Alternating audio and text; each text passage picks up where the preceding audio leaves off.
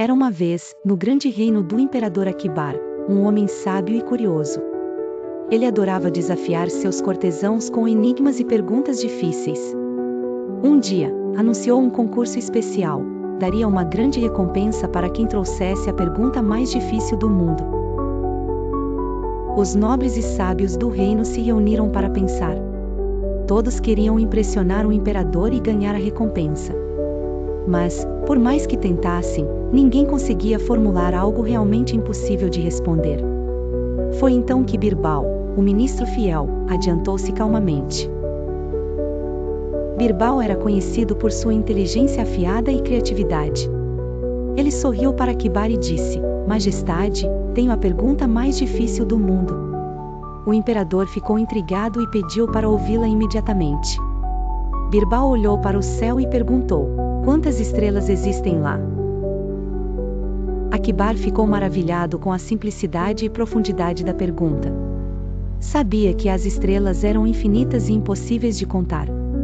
Encantado, declarou que aquela era, de fato, a pergunta mais difícil.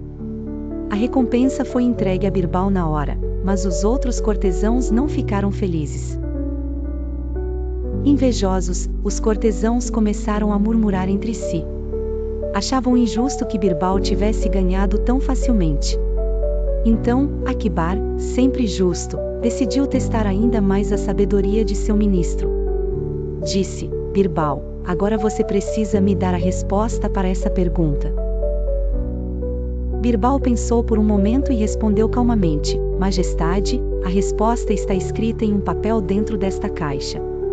Ele entregou a pequena caixa ao imperador. Mas só deve ser aberta quando todos concordarem que não há outra resposta possível. Akibar aceitou o desafio e guardou a caixa. Dias se passaram, e os sábios do reino tentaram encontrar uma resposta melhor. Alguns disseram números enormes, outros falaram de métodos científicos, mas nada parecia satisfatório. Finalmente, Akibar decidiu abrir a caixa. Dentro dela, havia um papel com as palavras: tantas quantas os olhos podem ver. Akibar riu alto, admirando mais uma vez a genialidade de Birbal. Os cortesãos, derrotados, tiveram que admitir que ele era realmente o mais sábio. A resposta era simples, mas profunda. Essa história mostra que às vezes as soluções mais simples são as mais brilhantes. Birbal usou sua criatividade para resolver um problema aparentemente impossível. Sua sabedoria não estava em complicar, mas em simplificar o que parecia inalcançável. Akibar aprendeu uma lição valiosa com Birbal: a verdadeira inteligência está em enxergar além do óbvio. Desde então, ele passou a valorizar ainda mais seu ministro e suas ideias.